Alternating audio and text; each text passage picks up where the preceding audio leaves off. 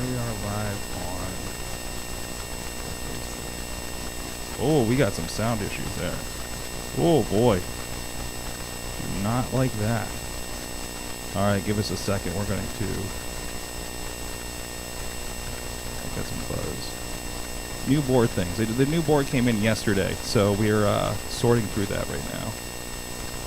Alright, we're going to pop out for a second.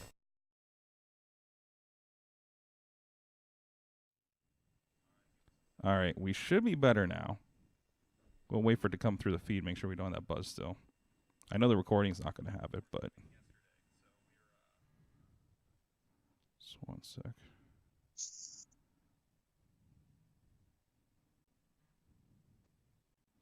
Check 1 2, check 1 2. Yeah, it's better now. All right, thanks for your patience, guys. All right. All right, here we go. Make sure I got everybody in the right place. Hey guys, it is a... Nope. Hit record there. There you go. That helps too, right? Have you done that yet where you've done like 10 minutes of a podcast and realized you didn't hit record? Oh yeah. Yeah, I just did it with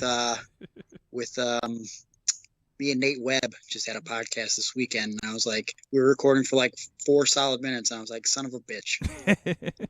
Yep. I that's a trial by fire for podcasters, I think, a little bit. You know, just be like, oh, I forgot to hit record once. I must be a podcaster. Right. So, all right. Here we go. Hey guys, it is the Indy Mayhem show. I'm Mike Sorg at Sorgatron on the Twitter here in the Sorgatron Medios in Pittsburgh, PA, and looking to have a fun night talking about podcasting in professional wrestling, amongst other things. Again, please check out everything at IndyWrestling.us as well as WrestlingMayhemShow.com, where you can find this and other great podcasts, and also on IndyWrestling.us and the Indy Wrestling Network. A lot of the people that we talk with on the show are featured there on VOD, DVD, the network subscription, and all kinds of places. And tonight's guest is no different. And please, if you have any suggestions, we're ramping up and looking at our calendars, figuring out who we're going to have on the show over the next month in February. If you have any ideas for who you think we should be talking to, because there's way too much wrestling for any of us to watch, and we'd love to hear who you think we should definitely have the show. Maybe we're missing out on, or if you have questions for anybody we have announced in a future edition of this show, please hit us up. Good times at WrestlingMayhemShow.com on the email on 412-206-WMS0.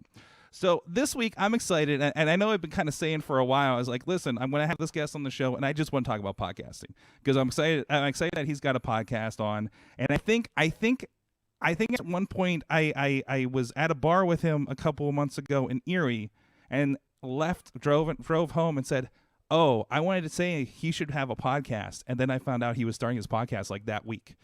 So Gregory Iron joining us this week from Texas, usually a Cleveland boy. How you doing? I'm okay. How are you? All right. I see. Obviously the podcasting has lavished you with all this traveling now, right? Yeah, well, I mean, like wrestling in general is giving me the traveling schedule more than ever before the last couple years. But with the added incentive of the podcast now, you know, there's more reason to get out there and then make contacts and see who's going to be on the shows that I'm going to be on, and then harass them to do a podcast with me. So it's an adventure. That's gotta be fun. So let's start at the beginning of this. Usually I start the show with like, how did you get into wrestling? But for you, I kind of want to find out how did you get into the podcasting side? What kind of was your first glimmer of like, hey, I need to do a podcast on my side? Well, you know, if you go back in time for me, if anyone's heard any portion of my story, obviously, you know that I am a pro wrestler with cerebral palsy, and so. Obviously, we fast forward from 2006 when I'm thinking about being a wrestler to now, you realize that I've been pro wrestling for 14 years, and that's something that no one thought could happen at all. So initially, being so passionate about wrestling like I was when I was a kid, I never thought I was going to be a professional wrestler. I started looking towards broadcasting. And I always saw myself as being maybe like the next Jim Ross or Jerry Lawler or something. And so I thought wrestling announcers like memorize statistics and facts because, why would they have a piece of paper in front of them, right? They just have to know all these useless facts. So, especially because I love WWE, I became like an encyclopedia, a walking encyclopedia for WWE. And so to this day, pretty much until you get to about 2006, it gets a little blurry when I begin wrestling, but I could tell you the most useless WWE product knowledge possible because I just committed it to memory. It's really psychotic. Like on my podcast for my Patreon, we just did a bonus episode about the Royal Rumble, and I told my co-host Aaron Bauer, I'm pretty sure I can name every Royal Rumble winner in order, and I'm not going to spoil it for you, but the amount that I got in a row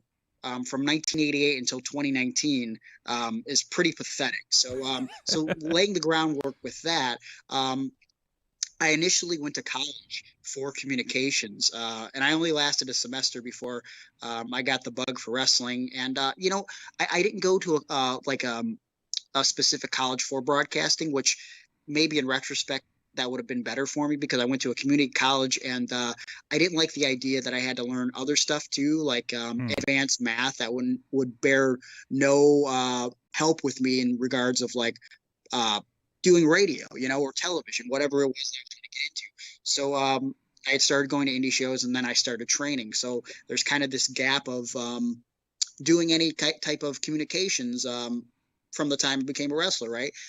So it wasn't until a couple years ago when I did Stone Cold Steve Austin's podcast, and for the first time in my life, my useless WWE knowledge came in great handy because after we did an episode about my story, so Stone Cold asked me if I wanted to hang around, and he's like, "You want to hang around for a little bit? What are you doing for the day? Want to do another podcast? Just talk about our favorite matches, talk about our favorite wrestlers." And I'm thinking to myself, "No, Stone Cold Steve Austin. Why would I want to do that?" And I'm like, "Of course, I want to hang out and talk wrestling with Stone Cold Steve Austin." And so that gave me the opportunity to sit there and I don't want to say flaunt my knowledge, but I was able to.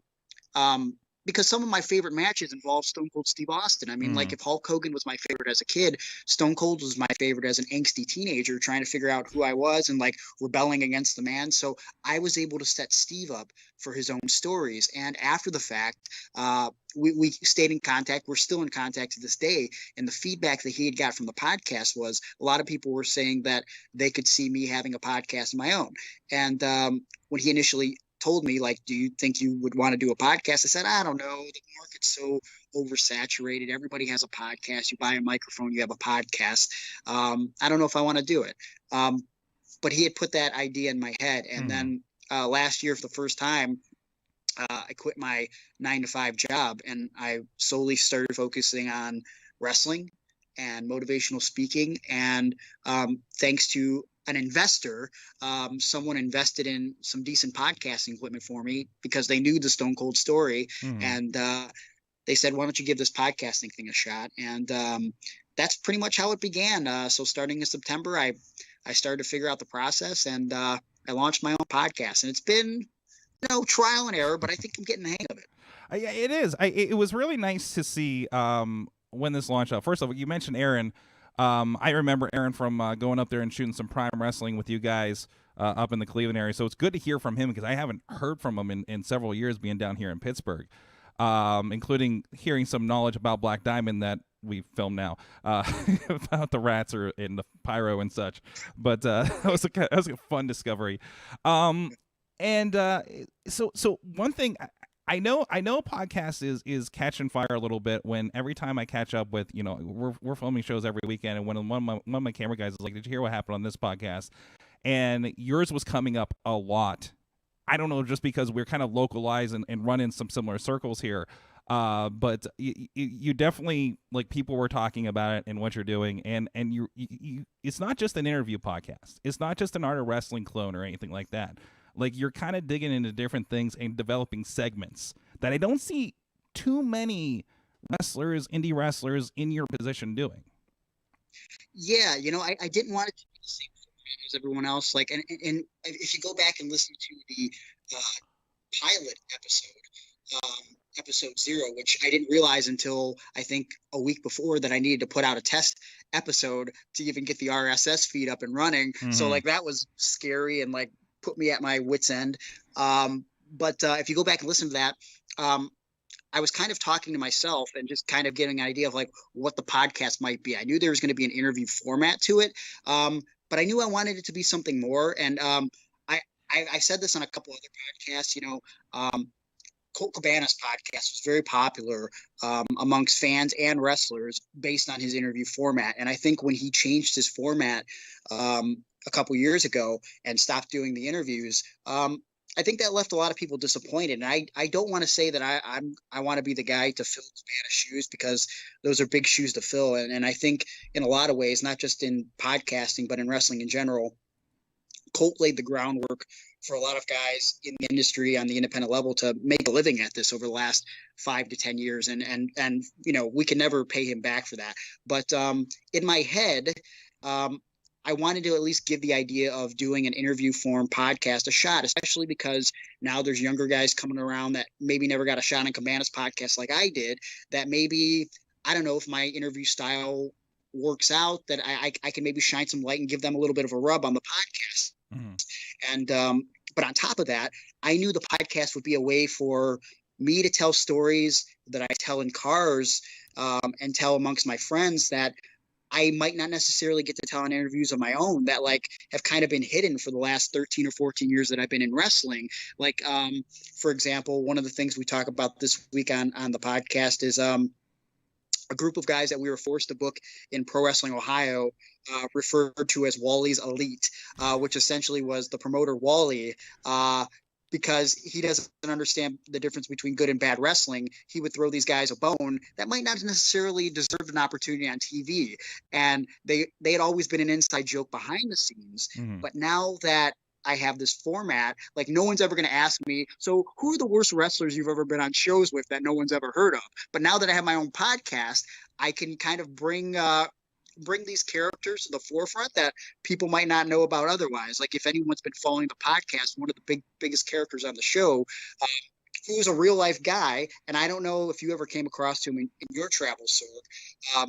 There was a guy that I heard legend about named Animal Steel, and his deal was he looked like George the Animal Steel, so they would bill him as Animal Steel on posters back in the 90s, mainly throughout Ohio, but I think also in Michigan.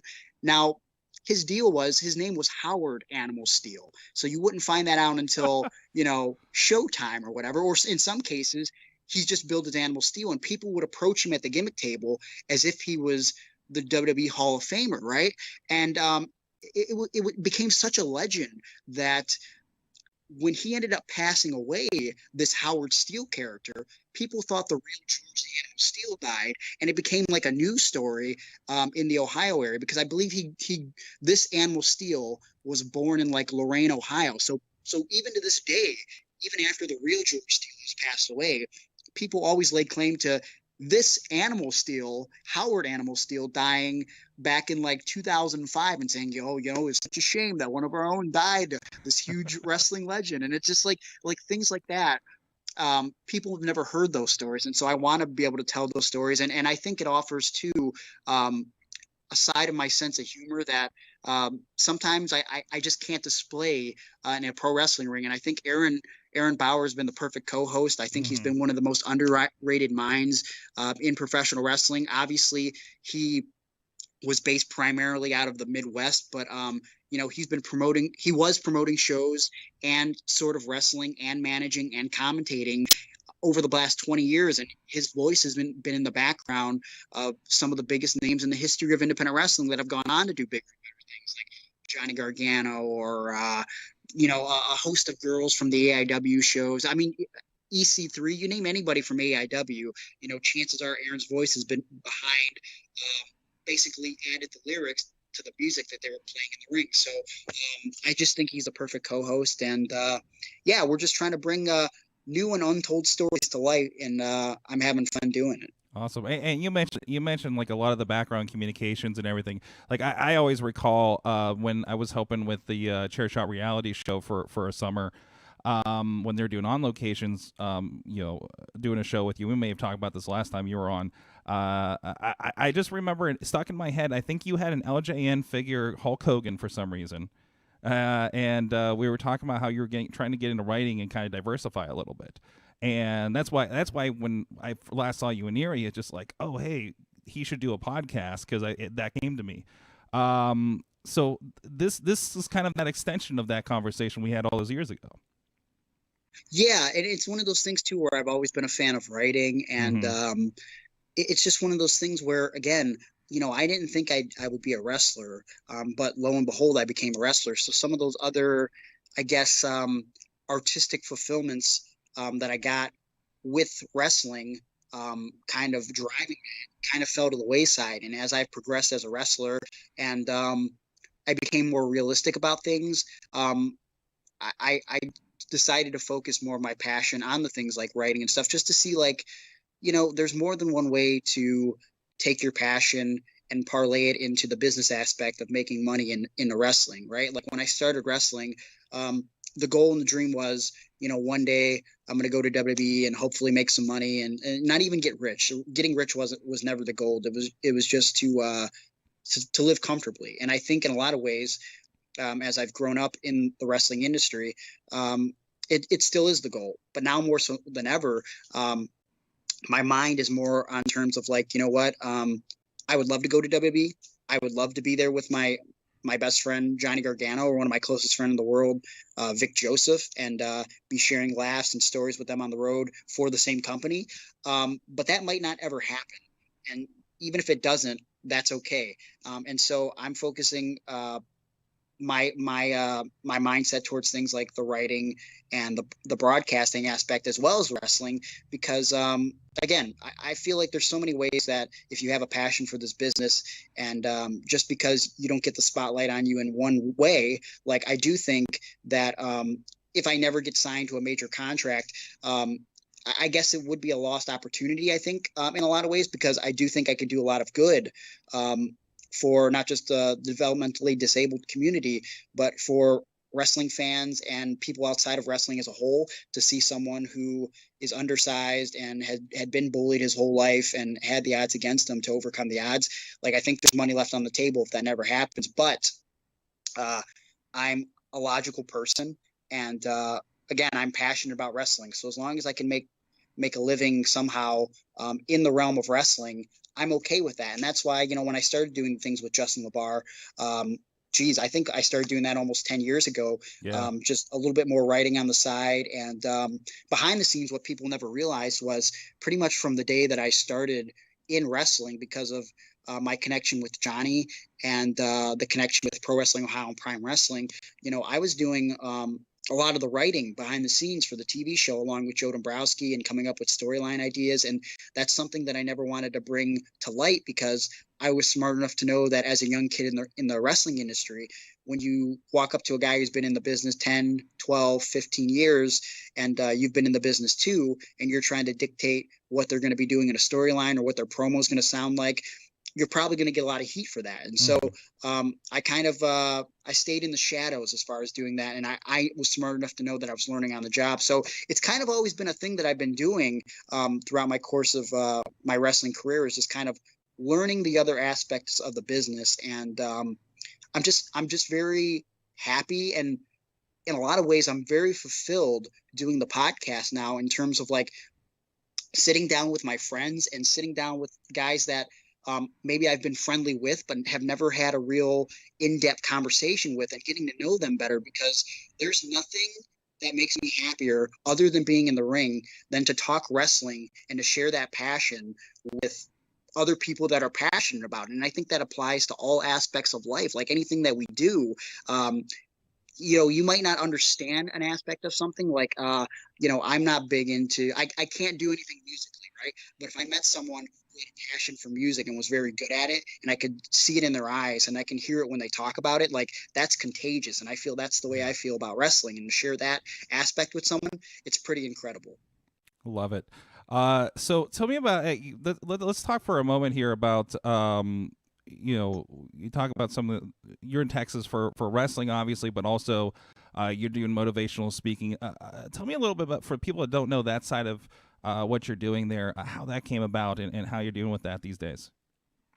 Well, the motivational speaking was sort of something that just fell in the lap of Zach Gallen and I Mm-hmm. throughout the course of teaming. For those that don't remember Zach Gallen, he was in WWE, and he wrestled with one leg, and he was there for a good 8 months back in 2003. And he is actually the reason why I was inspired to try wrestling.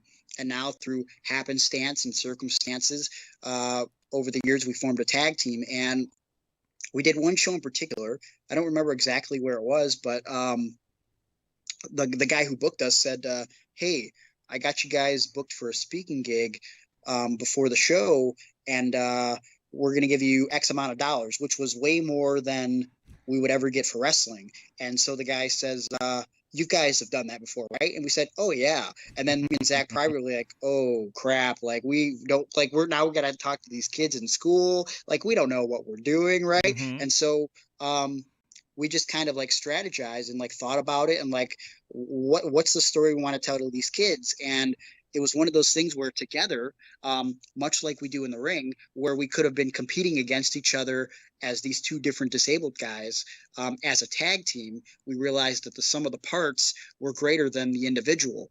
And so that was kind of the story we tried to tell, with the two-man speaking gig, whereas the sense of like, Zach didn't realize it because he didn't know me. But when I saw him on TV as a kid, he inspired me to try to be a wrestler. And I became a wrestler. Then when I met Zach, he was very much a dick to me. And little did I know he had a drug problem. So he goes to rehab and he comes out of rehab, and he hears me do some podcasts where I say Zach Allen wasn't the kindest guy to me in the world.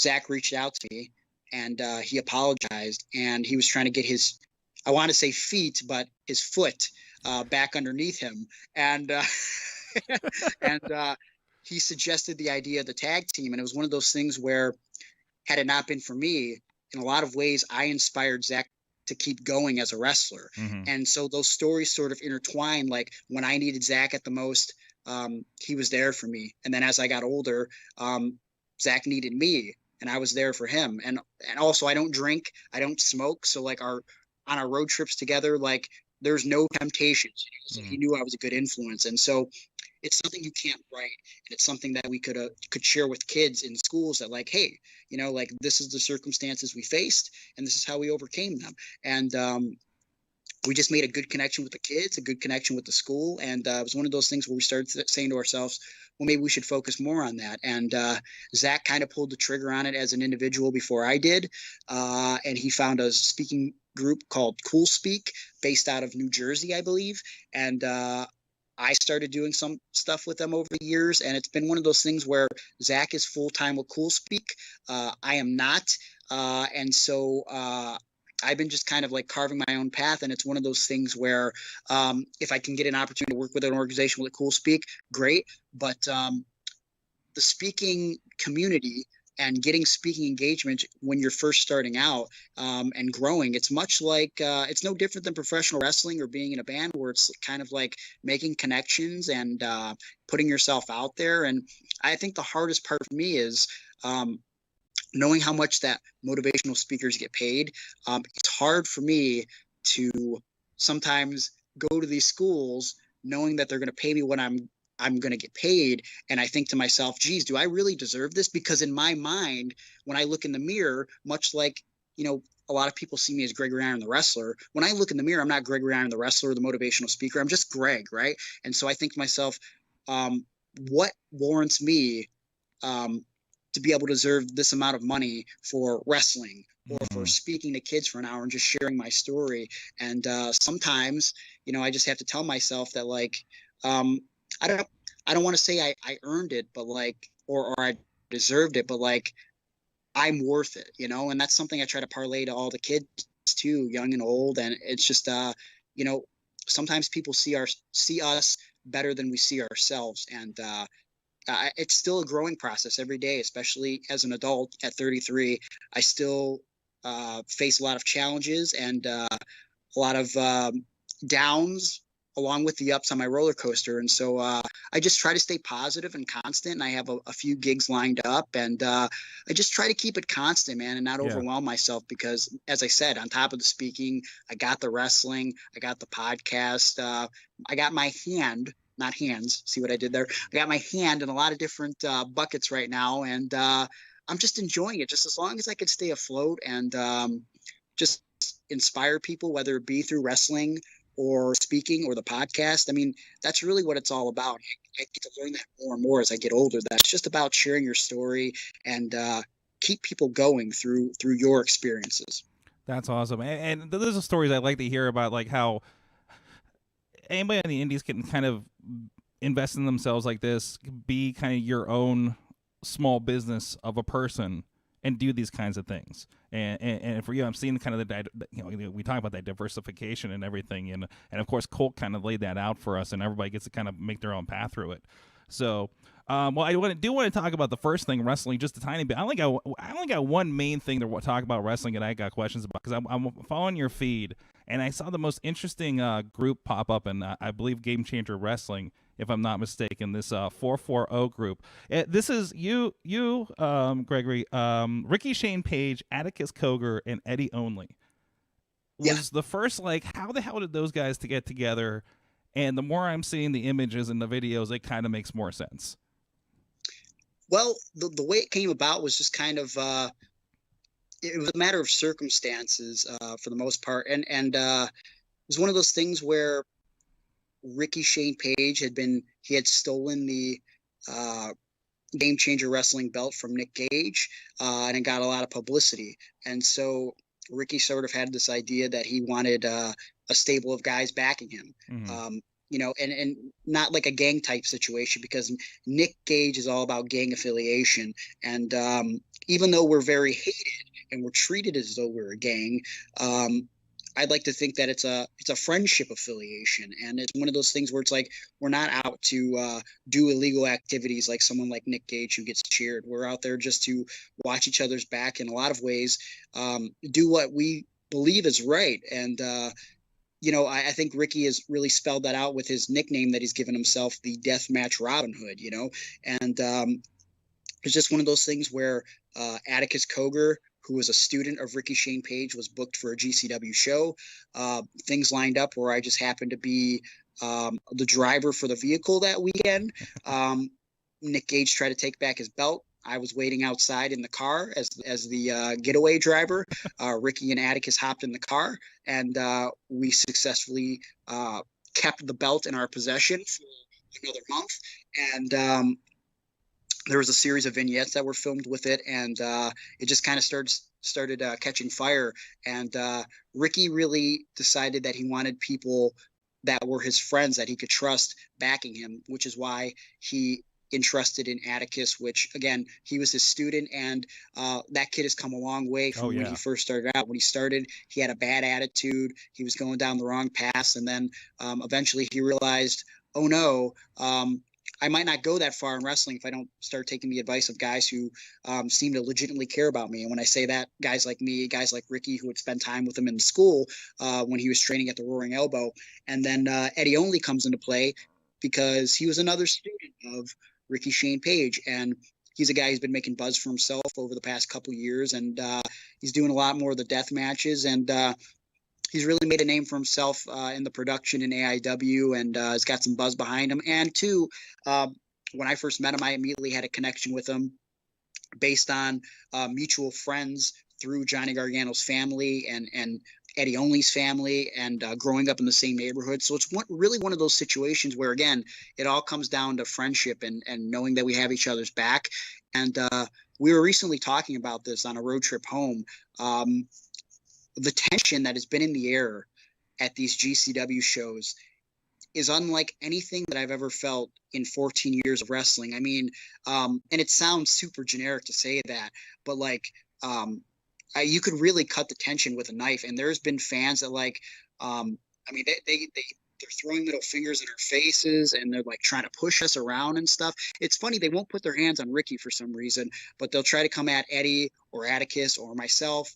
So much so that there's a different feeling in the air, like almost, I don't want to say scary, but like it feels like something could go down at any moment. And in fact, just this past Saturday in Texas, there was a fan while I was at ringside while Ricky was wrestling, got right in my face and put his middle finger in my face and pushed me. And I pushed him a couple times.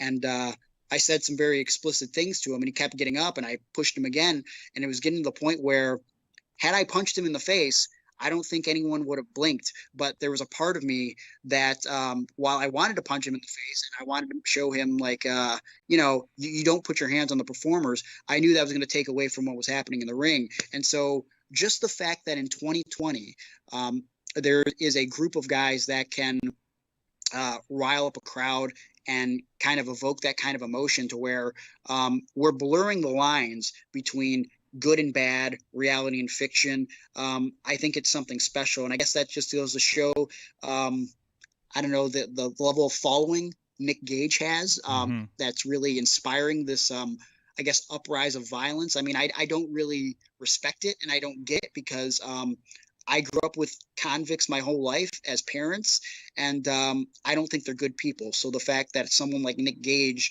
can get cheered and admired for all the unjustly things that he's done, and then he comes back to wrestling as if wrestling owes him something, like good guys like myself and Ricky owe him something. Like, I don't get it, but that's what we're dealing with. So awesome. I'm looking forward to seeing what's going on there with you guys. So again, to mix it up a little bit, because it's been kind of the theme of this episode, I want to ask you, what's the best and the worst thing about podcasting for you so far? You're approaching 10 episodes, is that right? Where are we at right now? Oh boy, today episode 18 came out, so 18. Pretty deep in the game at this point. Excellent. So what is the best and worst thing about podcasting for you right now? Like I said, I think the best part about it is interacting with my friends and telling these stories that I've never gotten to tell in any form of audio and video ever.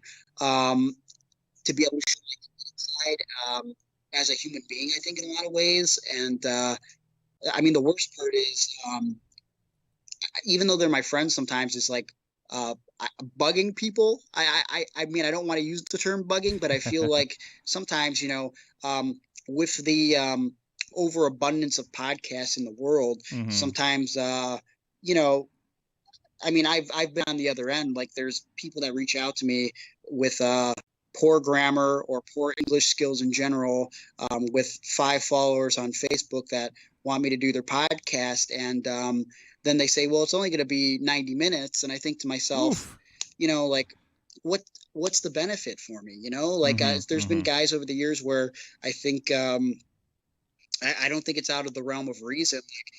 Like, a kid or an adult will reach out to me and they'll say, will you do my podcast? And I look at their following and it isn't much. And I say to them, hey, if you buy a shirt off Pro Wrestling Tees, I'll do the podcast. And then they fire back at me, wow, can't believe you would talk to me that way. I can't believe, like, I'm trying to give you exposure. And I'm thinking to myself, okay, well, let's see.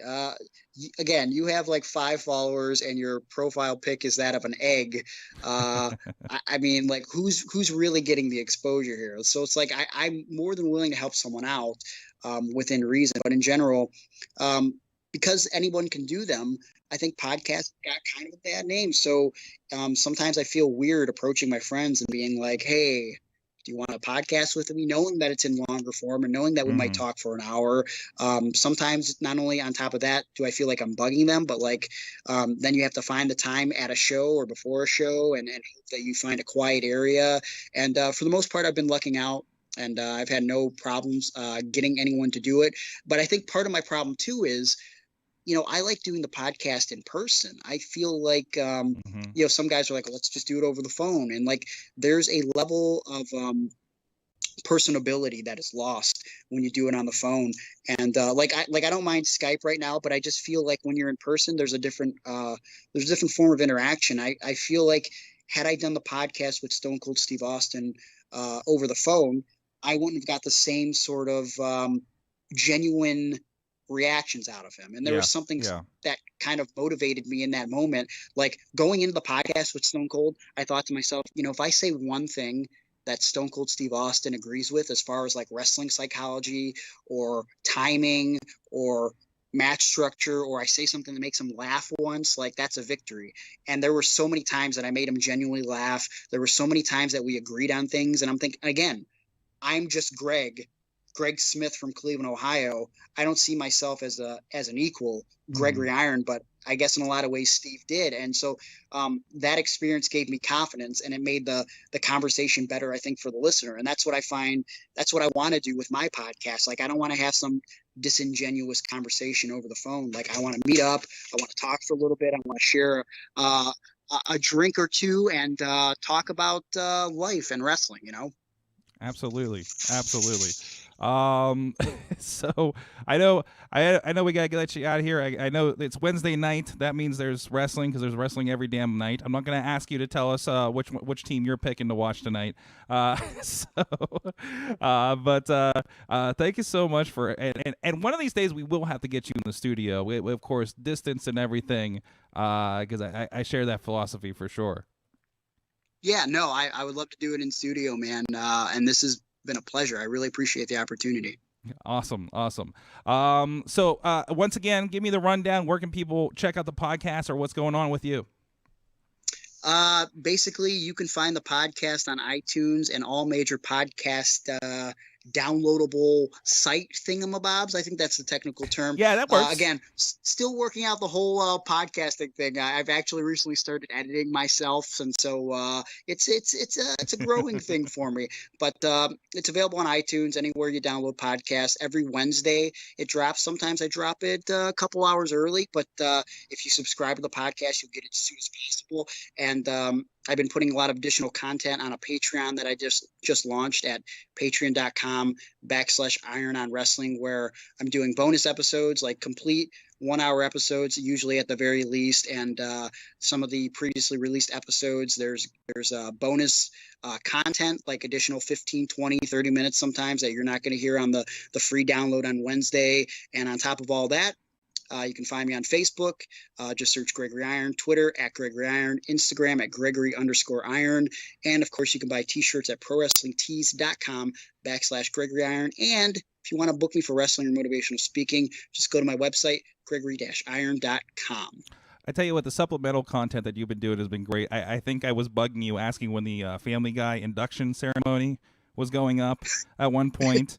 You mentioned something. I was just catching up with the Veda Scott episode, and you mentioned the fabled jail show that I've heard tale of for years in the circles, and that there may be footage existing out there. I think there was a Patreon you were cheesing, and you may get me for that one. Yeah. Once I find that footage, I know I have it. I would definitely love to put it on Patreon. I mean, it's nothing like it's not super cool. It's one shot, but it's in a prison, and it was something we're not supposed to have on video. But that's one thing that I regret looking back on. It's nice to have those memories of the prison shows that we did. Like we basically did a tour of prisons in, I believe, 2010 and 2011 as wrestlers, which is kind of unheard of. Like, I don't know of any other wrestlers that have done something like this. And we weren't allowed to take pictures. There was not allowed to be a lot of video. And also in 2010, even if we did have our phones, the cameras weren't as good back then. So I don't even know what the quality of the photos would look like. Yeah, it was quite the experience. And there would be these moments where you'd be on the top rope, and the way these prisoners were reacting was like, you would feel like you were at like a tribute to the troops, but then you'd have this moment where like, well, there's a child molester, there's a rapist, there's a murderer, and then you kind of sinks in that like, this is a pretty actually scary situation. So yeah, if I could find that footage, I'm definitely going to put it on the Patreon for sure. Looking forward. I'm hoping that does pop up. Thank you so much. Always a pleasure to have a conversation with you, and looking forward to when we cross paths again out there on the road. Thank you so much, Mike. All right, thanks a lot again. Go check him out, and of course, he did mention always pimp those ratings. Please rate him on the iTunes. I just dropped the 5-star on my iTunes app, podcast app on Apple here, which lied to me how many episodes were out, because it's been doing that to me lately. But I know it's been a while, but go check that out. And please subscribe to this show, the Indie Mayhem Show, on your favorite podcast app, or the Wrestling Mayhem Show super feed to get everything wrestling that we're doing in the podcast form. A lot of stuff throughout the week here, at least 3 episodes most weeks, plus these interviews. So thank you so much. Please support independent wrestling and support independent wrestlers in podcasting. All right, thanks a lot, stream. I saw a lot of you guys hanging out in there. I know Rob says it definitely helps knowing the personalities involved when we're talking about the stories a little bit. So I know that's one of his attractions to listen to the show. So as I know, you probably know Rob does camera up and Premier Wrestling up your way. So yes, I love Rob. So thanks a lot, guys. This will be up again, and when this goes out tomorrow, please share it. Please, if you like what we're doing today, share it on the Twitter or your social medias, so we can get this out here. And